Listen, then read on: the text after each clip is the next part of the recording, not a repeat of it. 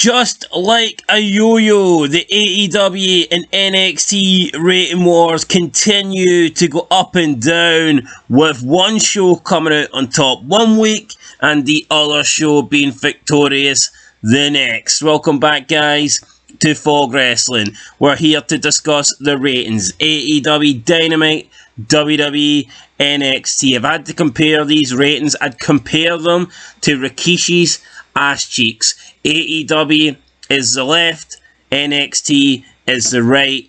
Neither are a pretty sight. Yes, the ass cheeks aren't good, the ratings aren't good, but there has to be a winner, and this week's winner was actually AEW Dynamite. They did 832,000 viewers with a 0.28 in the 18 to 49 demographic. I thought I would mention it because Chris Jericho loves to be the demo god, even though he only brings up the whole demo god when AEW was winning, when they were successful in the demo.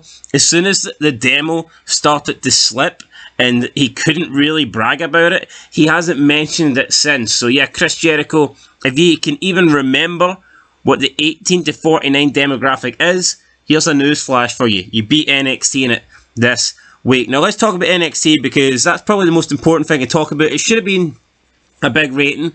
It should have been a better rating, but they only did 674,000, and that was over 100,000 less than what they done last week. And this was Halloween Havoc, week 2. Week 2 Halloween Havoc. This is the show that was supposed to be better than week 1. This one was supposed to be hyped up. This one was supposed to be good, but it wasn't good. And I think we all know why it wasn't good. It's because, let's face it, Ilya Dragunov is not a draw. This guy is not a star. He's not a future star. He's not a current star. There is no reason to care about Ilya Dragunov. Now, people say, well, he does have a character. He likes pain. No, he doesn't, okay? He works strong style. He has people chop him in the ring, and sometimes the commentators will mention that he can take a lot of pain. That's not a character. That's not a gimmick. The guy does nothing outside of his ring work to try and put that over. He sucks on the mic. He's never had a good promo in his life, and he just wrestles hard. He wrestles this strong style of wrestling in the ring, and he likes to chop people. He likes to be chopped. That's not a gimmick. Hardcore Holly liked to chop people. Benoit chopped people. Eddie Guerrero chopped people. They were just stiff workers. That wasn't their character. Eddie Guerrero didn't get over because he fucking chopped somebody hard. You know, that's not how it worked. Okay, that's not getting over. That's not a character. The guy likes to work this strong style. He's stiff in the ring. Good for him. He's probably hurting his opponents, even though in wrestling, it's supposed to be a dance. You're supposed to protect your opponent, carry your opponent through the match. Yet some people look at the likes of Ilya Dragunov and they think he's great because he does hard chops. Oh, look at this. He chops harder than Ric Flair. What a guy. No, what a fucking idiot. And based on this, what a guy that doesn't draw. 674,000 viewers, way down from last week. Big Time Bex leaves NXT, and so do the ratings. So yeah, I think if NXT is going to continue to be successful, they still need to include some of the main roster talent in there. If not, then they need to at least push and promote the best people that are on NXT in the top positions. In newsflash, Ilya Dragunov is not a draw.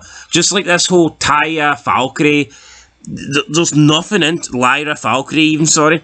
She's not interesting. I ranted about her last week. She's just this like small, really average looking Irish girl who has no character either, who has this terrible looking ring gear.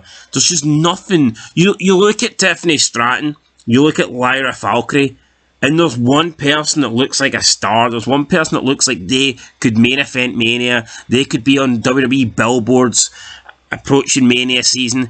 And then there's one person that looks like they belong in the Indies, and that person is Lyra Valkyrie. I'm sorry.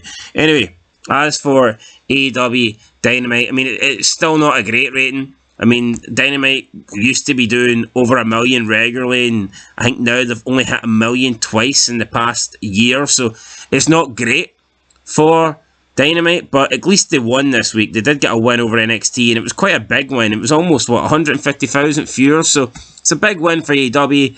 And over the past 6 weeks, it's 3 wins for AEW Dynamite and 3 wins for WWE NXT, so it's been pretty close. It's 1 week it's switching around, the next week it's switching back, and I said this would happen. I say that I think going forward, we're going to see a scenario where it's neck and neck, and 1 week WWE will win, next week AEW will win, and that seems to be what's happening, and we'll see. I don't think it's going to change anytime soon. I expect just to see both shows switching, depending on who's on the show, basically. So, yeah, I think AEW can deliver a more consistent number. I will go that far. I do think AEW can I think no matter what AEW puts on their show, they're going to get a more consistent number, whereas for NXT, they probably are relying on promotion and a couple of people, perhaps from the main roster, to try and help them beat AEW. So, yeah, that is my opinion. We'll see what happens going forward. But it's AEW Dynamite, guys, that wins this week. I'll catch you in the next one. Leave your thoughts down below. And until next time, peace.